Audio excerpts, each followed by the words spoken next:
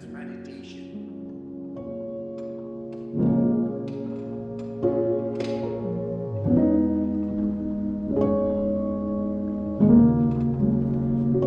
We've got our fuel for the Snowshoe with a little coffee.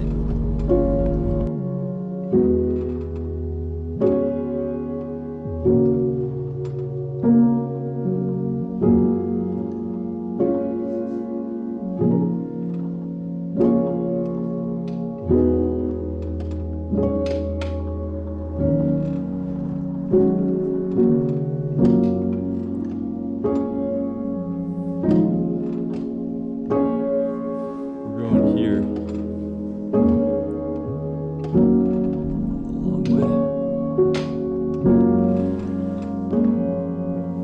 long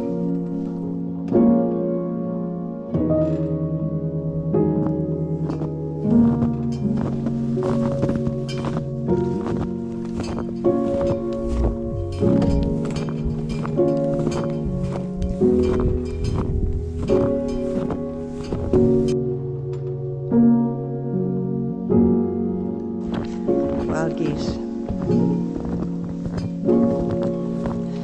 You do not have to be good.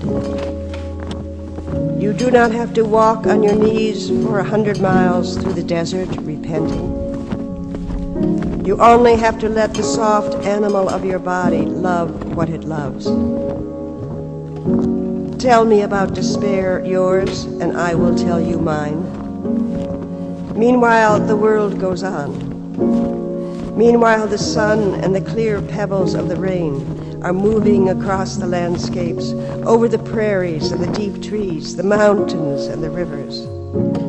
Meanwhile, the wild geese high in the clean blue air are heading home again. Whoever you are, no matter how lonely, the world offers itself to your imagination. Calls to you like the wild geese, harsh and exciting, over and over announcing your place in the family of things. From NPR News, I'm Rachel Martin. Mary Oliver is a Pulitzer Prize-winning poet whose body of work is largely filled with imagery of the natural world. Her most recent collection is titled 1,000 Mornings. I spoke with her from member station WSHU in Fairfield, Connecticut. She began our interview by reading her poem, I Happen to Be Standing. I don't know where prayers go or what they do. Do cats pray while they sleep half asleep in the sun? Does the opossum pray as it crosses the street? The sunflowers, the old black oak growing older every year? I know I can walk through the world along the shore or under the trees with my mind filled with things of little importance, in full self-attendance, a condition I can't really call being alive. Is a prayer a gift or a petition, or does it matter? The sunflowers blaze, maybe that's their way. Maybe the cats are sound asleep, maybe not. While I was thinking this, I happened to be standing just outside my door with my notebook open, which is the way I begin every morning. Then a wren in the privet began to sing. He was positively drenched in enthusiasm. I don't know why. And yet, why not? I wouldn't persuade you from whatever you believe or whatever you don't. That's your business. But I thought of the wrens singing, what could this be if it isn't a prayer? So I just listened, my pen in the air. Poet Mary Oliver, I asked her if she in fact begins her days the way she describes in this poem, I Happen to Be Standing. Almost. I thought, gee, I do lie a little bit. I should have said, which is the way I begin most mornings. Talk to me a little bit about that ritual. Do you make it part of a writing discipline to go out into the world and make some observations every day? I think it began with discipline because I did understand that any artistic venture requires a lot of discipline. But it's no longer a discipline. It's no longer something I think about. I just, I'm often up to, most mornings I'm up to see the sun. And that rising of the light moves me very much. And I'm used to thinking and feeling in words. So it sort of just happens. Have you always done that? Have you always Yes. written in the mornings?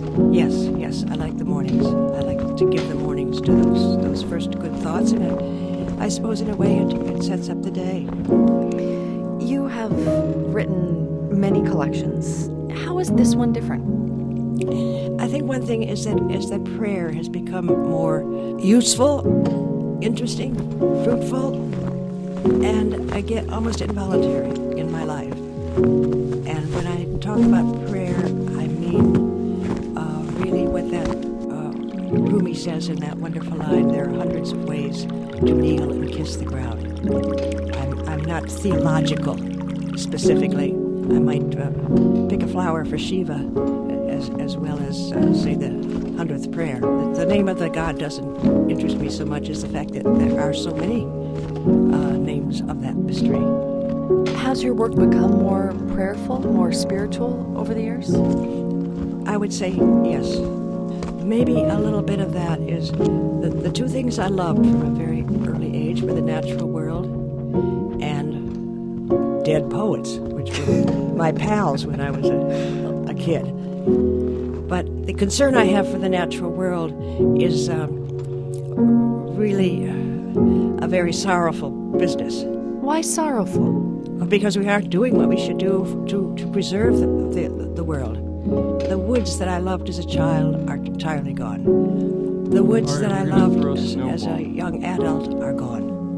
The woods that most recently I walked They in are packed down. they're not gone, but they're full of bicycle trails and I grew up in a town that was 3,500 people in Ohio, very pastoral, and where there were woods to go to. That town is now over 250,000 people. And this is happening to the world, and I think it is very, very dangerous for our future generations. Those of us who believe that the world is not only necessary to us in its pristine state, but it is in itself an act of some kind of spiritual thing. I said once, and I think this is true, the world did not have to be beautiful to work, but it is. What does that mean? Because you write about the natural world, and because you write these beautiful meditations about your natural surroundings, as so many others have done, how do you find new words to describe what you see? I suppose by paying very close attention to things and seeing new details. I love words, and I love the mechanics of poetry. I often speak of the choreography of the poem on the page, and to find a new word that is accurate and different is, you have to be alert for it. It's wonderful, it's fun. But one thing I do know is that poetry to be understood must be clear. It mustn't be fancy.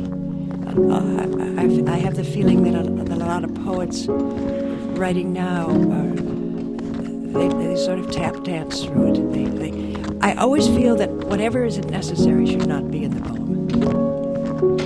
How do you know when a poem is done? Well, I don't know that you ever know, but in some way you have made a completion of a thought or a mood or whatever you're doing, and it's time to go on with the next one. Mary Oliver, her new book of poetry is called 1,000 Mornings. She joined us from member station WSHU in Fairfield, Connecticut. Mary, thanks so much for talking with us. It's been a real pleasure. Thank you. A pleasure for me.